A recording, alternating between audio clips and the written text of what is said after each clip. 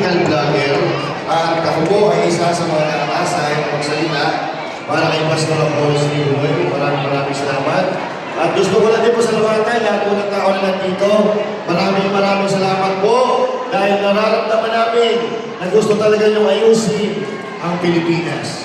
Palakpakan muna ang ating mga sarili. Puno lang.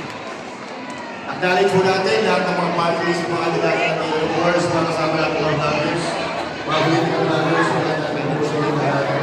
Doon na sinabi ko po, nandito po po ang ginagawa, ang mga programa, ang aming kandidato, mga Pastor Boys, gusto ko po malaman nyo, ako po, Jesus Christ, ako ay Katoliko, Buka na.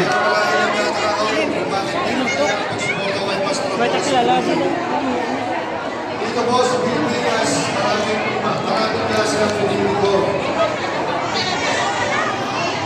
Maraming tatanong kayo kung bakit si Pastor Apollo Sinibuloy biglang tumakbo sa politika.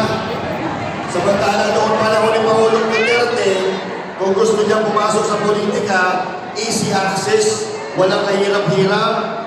Pero ngayon, bakit tumatakbo si Pastor Apollo Sinibuloy?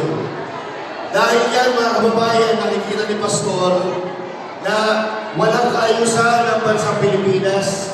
Nakikita naman natin ngayon dahil sa mismo at ang kanyang sekta, ang kanilang kongregasyon ay nabiktima ng karahasan at pagtitipid.